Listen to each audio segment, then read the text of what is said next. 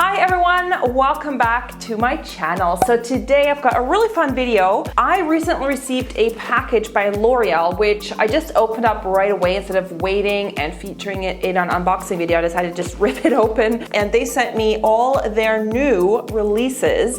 And I thought that I would do something different, and I would just do a whole face of first impressions and reviews, kind of see the wear time, and just, yeah, a whole review on all of these new products, because I know there's a lot of things in here that people are very curious about. Now, this video is not sponsored by L'Oreal. I do not hesitate to tell you my real opinion, even if that is, you know, some critique points on this makeup. This is really about you guys. You guys are gonna be going out and buying this. I got it for free, and that's why I wanna make sure that if you guys go out and buy it, you know what you're getting. So I think the first thing that people are very curious about are these, the foundations, the total cover. In North America, I think it's called something different. I think it's called the full coverage foundation. I think that's just a different name. Sometimes products have different names here in Europe. So there's really sort of a thick consistency to this foundation. Like, it comes out very thick, not runny at all. Kind of almost has like a moussey sort of texture when it comes out. And I'm just gonna be using a foundation brush. This is one by Clinique. And I'm just gonna put it on my clean, moisturized skin. There's no primer or anything on it because I really wanna just see how this makeup performs. It seems very easy to apply, actually. Like, it seems to be distributing quite evenly. A little bit more around those areas where I get redness. So like around here, my nose, I have some redness. Now, I'm not quite sure if this is the right shade for me, honestly. I feel like maybe it's a little bit dark. I have a white foundation that I like to thin things out with, like from Body Shop, the lightning drops. Those are awesome. I tend to use that for foundations that are like too dark, but I want to show you guys, you know, how this foundation actually works without mixing any other products to it. It looks pretty good on, to be honest, now that I have it on. So it's supposed to be a full coverage foundation. Not quite sure about that. I mean, this is one application, and this to me is not like super full coverage. I mean, I think it's more medium coverage on me. I have definitely foundations that cover more, but more high-end foundations, I guess. For a drugstore foundation, I think it's fairly decent coverage, but I wouldn't call it full coverage in the grander scope of things. Let me just grab a little bit more, because sometimes what you can do is just like build it up. I'm going to take like a sponge, like a sort of beauty blender kind of sponge, and just see if I can build up the coverage a bit more.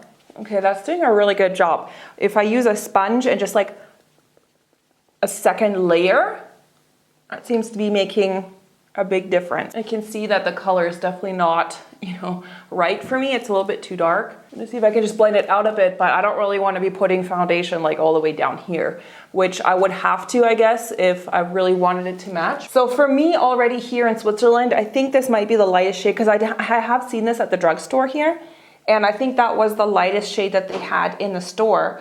So already for me, this foundation wouldn't work in my country because it's not light enough, but I'm almost positive that you can get lighter shades in the States. And it's just so frustrating how, like, drugstores here in Switzerland, like some brands like L'Oreal is notorious for this, but also Maybelline and a few other brands, like, they don't stock the lightest shades. And it's just like, why not? Like, they always use the excuse that, you know, they don't have as much space as in USA, but I honestly feel like that is just a really crappy excuse. Like, figure out a way how to stock your products so that you can have all the shades available, even in smaller spaces, because it's just ridiculous that you have these shades available, but you don't have them in all countries. I've applied now the foundation, and it does look really smooth, actually. Like, I don't know, can you tell? It looks very smooth. I would say this is a matte finish on me. It definitely looks very matte on me. And this is called the Infallible Total Cover Full Coverage Long Wear Concealer Palette. So you can see there's just like a range of shades in here. There's two correctors. So one is a purple, which I think is meant to correct sort of yellow. And the green one is to correct redness. And then here are three concealer shades. This one is maybe a little bit peachy. I'm not really sure. Like, it has maybe a little bit of a peach tone, but it's also very dark, because this one is quite dark on me. So I guess I would have to go for this. It's very, very yellow on me. I don't really like these kind of super heavy yellow colors. Even just gonna mix a little bit with this sort of middle color there and kind of blend my own custom shade. I'm gonna go in with the sponge and just blend it out. Just gonna put whatever's left on that sponge and just kind of go over the socket of my eye there. You can see here the comparison, like this side doesn't have concealer and this one does. I think it's actually like pretty good coverage. I just wish that maybe this concealer palette came in a few different shades, because I think it's just one shade. Maybe this palette is better for like really medium skin tones. So now I've got the foundation and the concealer on. I don't actually think it looks that bad. I mean, I think the foundation looks pretty good for a drugstore medium to full coverage foundation. It definitely has more coverage than the Pro Glow. So I'm gonna go ahead and powder this just because that's what I would do with any foundation. This is not a L'Oreal powder, this is a powder by Creolon. The HD powder from them. And then there's the palette Gold, which is this eyeshadow palette. I'm just gonna, there's like a brush applicator thing. I'm just gonna toss that. So let me just see if I can find like a paint, like an eye paint that matches this, because obviously I'm gonna be using these colors, a bunch of different colors. I'm gonna go ahead and I think use just the, like this pale color, because then I can just go ahead and use any colors in this palette. 101 Eternal White. So there's that. Ooh, that is really, really white though. I'm just gonna smooth that onto my lid and then kind of blend it out. Let's see how that works. I mean, I guess you could use them on your own. I'm gonna try to use it today more like an eyeshadow base. So, I mean, it's easy to blend out with the brush, but it's looking kind of chunky when I'm blending it out. I don't know, it's like, because I think it's quite glittery. Not glitter, it's more like super frosty. Blending out a little bit strangely.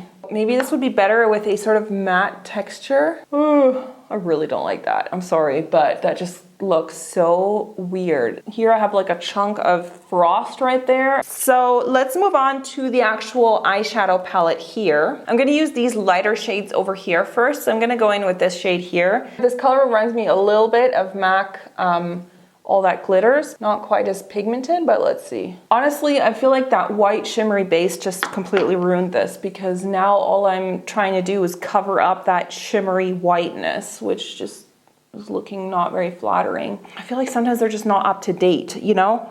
We've seen sort of higher end palettes, they've all released more matte shadows, and like mattes are kind of more coming more and more, and like usually these eyeshadow palettes, like this one doesn't have a single matte shade in here. I feel like they need somebody who's a little bit more include to what's popular now. So now I have to, I guess, put something in the crease. I'm gonna have to use a shimmery shadow to do the crease. There's not really a transition color in here either, so I have to like go straight in with a bright color. Using some of this purple to go in. This looks so terrible. You guys, this is just looking awful, I'm sorry. I told you I'd give my real opinion. I don't know how to do an eyeshadow like look without matte eyeshadows anymore. Like I couldn't use this palette on its own. Like there's no mattes in here, so I'd have to combine it with something else. Getting a lot of fallout as well from that purple. Like a lot. All right, let's try something else. Let's go in with this deeper color here, the sort of blue, and sort of try and intensify the crease a little bit, sort of like a smoky eye look. I'm just gonna try and dab this. No. Okay, my eyes just look bruised.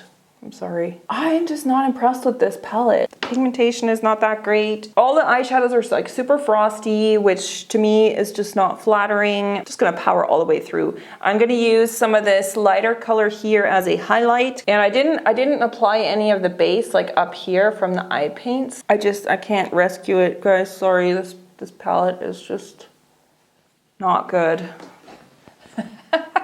I'm sorry, it's just not. Now these are the Infallible Gel Crayon 24-hour waterproof pencils. A pencil that kind of goes on like a pencil but feels like a gel, and it's supposed to be very waterproof. This color looks really interesting. This one's called Super Copper. Maybe I should have used one of these as an eyeshadow base instead of that lip or eye paint. Brownie Crush, this one's like a brown.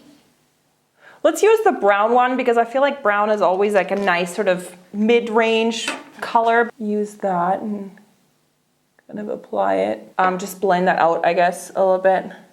Kind of smudge it. Okay, they're really easy and creamy to smudge. Yeah, these are really easy to apply and just super easy to blend out. Now the question is if they set or not. There's actually a nude color here in these pencils, and this one is called Uptown Beige. So I'm gonna try to see if I can apply that onto my waterline. Maybe that'll kind of brighten things up. And I just tested them, so they do set. Like I'm trying to smudge it and they really don't smudge, so that's good. There's these three brow artists. These are called the Brow Artist Expert. It has this sort of triangular nib on the front. It's harder for me to get a good shape with these because I find it just harder to control. There's a brush on the other end. Oh my God, this is just like removing all the product. Kind of blending it, but then it actually also goes and like removes all the product. Let me use a brush. This is usually if I apply a pencil, like I would use a brush. What is going on here? It's not applying evenly. Like it's like there's little bits of the product that come off in like little balls, and then like here it's too light. Like it's really clinging to the actual hair, but there's spaces where I'm like, I have gaps and I need the product to fill in that gap, and it's really not doing that. Where the actual hair is, it's like really grabbing on, but then where there's like no hair, it's just very light. Let me know in the comments what your favorite drugstore brow products are, because if this is like the best that the drugstore has to offer, like God help us all. This is the False Lash Superstar X Fiber. So there's two sides, there's 1 and 2. So this one is a curved mascara, and there's actually little fibers in here, and I can actually see those. And then the other side is a black, maybe it's a black primer or just a black mascara. So I'm gonna use the number 1 side first. So I'm gonna go ahead and use the second side, which has the little fibers attached. So I think the point of like fiber mascaras is that the fibers apparently like stick to your lashes and make them look longer and thicker. They've definitely made my lashes look thicker. Okay, so the lip paints apparently come in 2 different varieties. I have 4 of the matte ones, so these are lip paint matte. And then I have 4 of the lip paint lacquers. And I'm guessing these are a little bit more glossy. Ooh, okay, that was surprising. I thought it would have like a felt tip, but it actually comes with like a lip gloss wand. That's kind of a nice surprise. Definitely more of a sheen to it there. And then the lip paint mattes. So it's not really like a liquid lipstick. This one has like a fruity, this one has a really strong fruity scent, kind of cherry. The other one didn't really have a scent, which is surprising because you'd think they'd have like the same scent, but this one also almost smells like plasticky. So I prefer the scent of the matte ones. Yeah, these ones have like a fruity kind of cherry-ish scent, and these ones kind of smell a bit plasticky, so that's kind of odd. Hollywood Beige number 201, so it's a lip paint matte. Okay, this is definitely not kind of the liquid lipsticks that most people are kind of used to on YouTube with a really opaque finish. Like it's more like a mousse. Okay, when I press my lips together, they feel very slippery. Going back to the swatches here on my hand, like this one hasn't set at all, no. So they don't set. You can see that they really do smear. It's just kind of like a weird lip gloss sort of thing that it's not like, I don't think this is completely matte. It's like a semi-matte, but it doesn't really dry down either. You know, I'm gonna take this off because it's not setting, and then I'm gonna try one of the lacquers. Do one of these like bright pinks. So this is the Lip Lacquer 103 Fuchsia Wars. Okay, so I'm just applying this without a lip liner. This one I think might actually work better with a lip liner, but I'm liking this a lot better than the other one. So this is basically like a super pigmented lip gloss. Like it feels very creamy. What I like about this is that it doesn't have any sparkles, glitter, or anything like that, but you do have to be careful not to apply too much. Okay guys, so I've just finished up my makeup. I put on some blush, then I also applied the mascara here on the lower lashes. So far what I am liking the most from this whole look is the foundation and the eyeliners, and the gloss is actually nice. So far what I like the least is the eye products, like the palette and that eye paint didn't really work for me, and the eyebrow just looks horrendous. And I'm gonna go about the rest of my day and check in with you guys tonight before I go to bed and show you how everything held up and my final thoughts on all these products. Okay guys, so it's been about 7 hours since I checked in with you, and you can kind of see now the wear of all the makeup up close. I do have on a different lip color and I'll explain that. And I am back with a little outfit change because I suddenly got like super cold and decided to put on cozy, warm clothes, several layers. Start off with the foundation. Overall, this foundation gets a thumbs up from me. It held up pretty well. The only place that it's really rubbed off a little bit is my nose, because I cleaned my nose twice tonight, so it's kind of rubbed off, I guess, on the Kleenex, and it hasn't really settled into any lines, which is nice.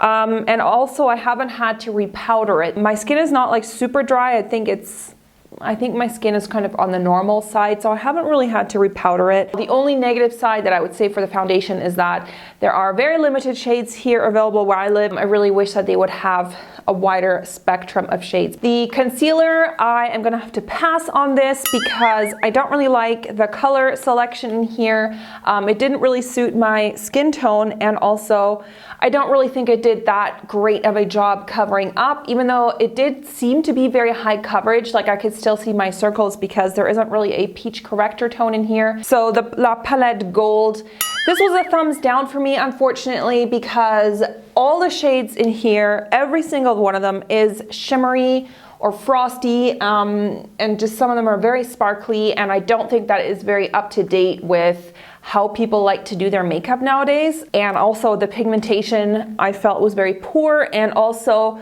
it did, like, I had to do a little bit of cleanup because it looked so bad. There was so much shadow that had like fallen down after a few hours. As for the eye paints, this is another product that I think is gonna have to be a pass for me. I mean, granted, I only did try out one shade, so maybe I will try another shade and give it a go. But again, a lot of these are very frosty. Like these 3 shades are very frosty, which is just not flattering, I think, on most people. And then these 3 shades are just very dark. The Brow Artist Expert, the eyebrow pencils, these are probably the worst product for me out of the whole bunch. I just could not work with that little nib of a tip, and now like my brows just don't look good. The product moved around. It didn't stay put where I wanted it. Doesn't look good. Like it just doesn't make my brows look good. The mascara, the False Lash Superstar X Fiber, I did get a lot of crumbling, especially down here on the lower part. I've had to clean that up already because it just looked so bizarre. Just wasn't really overall that impressed with this. I mean, the fibers, I really can't tell much of a difference, to be honest. So the Infallible Gel Crayons, the pencils, these were surprisingly good. I mean, I did only try 2 of the shades. I'm gonna have to see if the brighter shades, like the purple, the purple or the blue, if they really work just as well. Like, let's see, the blue looks super vibrant as well. The liner really is staying put. It didn't transfer onto the upper lid, so that's good if you have hooded eyes. The only thing where it didn't look that great is in the waterline, like that cream neutral colored one didn't really stay put in the waterline, but on the lash line it very much stayed put. And then lastly, I have the lip products. Now these were a little bit of a mixed bag for me. I did actually reapply. As you can tell, I'm actually wearing a different color because when I do a review, I want to behave as I would normally, and after I eat a meal, I would reapply my lip product anyway. So I was wearing this bright pink one. It was staying really nicely. It didn't feather, it didn't bleed, but then after I had a meal, I decided to just switch colors, and I'm wearing this color right now, the other lacquer Darling Pink 102. So I'm actually really liking the lacquers. I think the lacquers are really nice. They are a very pigmented lip gloss that's not too thin and runny and super glossy. Also, without a lip liner, they didn't run too crazily. And the matte ones, the lip paints, overall I'm not too crazy about these because they just don't set. They're just a weird texture, and they're very much like the NYX soft matte lip creams or the Bourjois velvet lip things, whatever they're called. So they're very much in that kind of category. If you like those products by those other brands, you might really enjoy these. Overall, I hope this video was really helpful for you guys. If you enjoyed it, please remember to give it a like in the down bar, and you can also leave me a comment letting me know what other brand reviews you'd like to see, because that's always really helpful. Yeah, if you haven't already, please subscribe to my channel. Thank you so much for watching, and I will see you in the next one. Bye everyone!